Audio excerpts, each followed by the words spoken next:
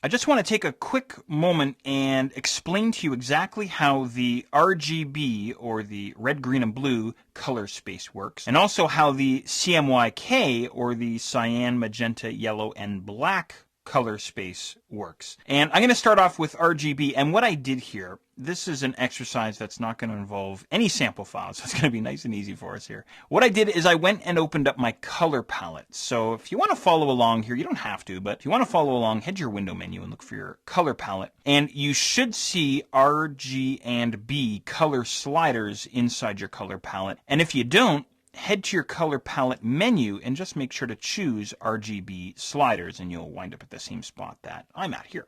The RGB color space is what's referred to as an additive color space. In other words, we're going to add in amounts of red, add in amounts of green and blue, add them all in to wind up with a color, right? Now, the example that I always give whenever I'm trying to explain this, because this can get a little bit tricky to understand, is I use the metaphor of spotlights. Imagine you're standing in front of 3 spotlights: a red spotlight, a green spotlight, and a blue spotlight. And each of the spotlights has a lever on it, a gauge that allows us to increase or decrease the intensity of the light that's coming out of the spotlight. And this lever, this gauge, goes from 0 to 255, 0 being off and 255 being the maximum output.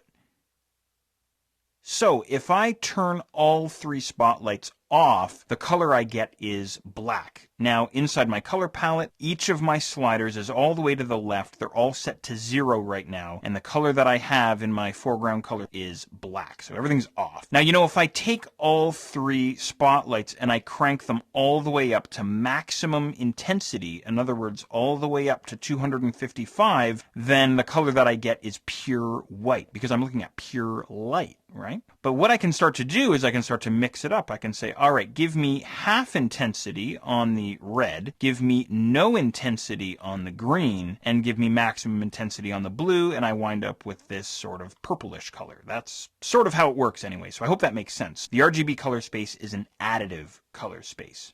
Now, how about CMYK, cyan, magenta, yellow, and black? Well, that's a subtractive color space. Let me show you how this is going to work. I'm going to head to my color palette menu, and I'm going to switch to CMYK sliders now. And just make sure that all of your sliders are dragged to the left there. They're all set to 0. And how it works here is it's a subtractive color space. The analogy I use here instead of spotlights is I use the analogy of an artist's paint palette when he's mixing paint pigment together to create new color. And as you can see here, each channel or each color, cyan, magenta, yellow, and black, has its own slider, its own independent slider, and these sliders go from 0 to 100%. So if the artist comes along and mixes in 100% cyan and 100% yellow, then he's going to wind up getting green. Now, if he throws in, let's say, 50% magenta, crank this guy up here, we're going to get a darker green. Or if he reduces the amount of magenta and then brings in some black, we're going to get a darker green as well, right?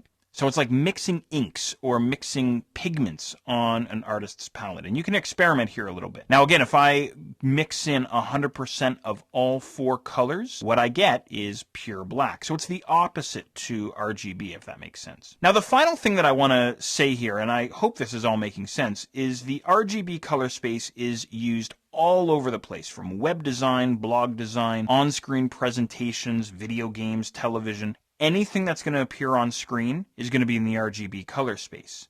And typically anything that appears in print, magazines, newspapers, things like this, ads, that's in the CMYK color space. So CMYK is used in commercial printing, and the RGB color space is used pretty much everywhere else. So I hope that makes sense for you.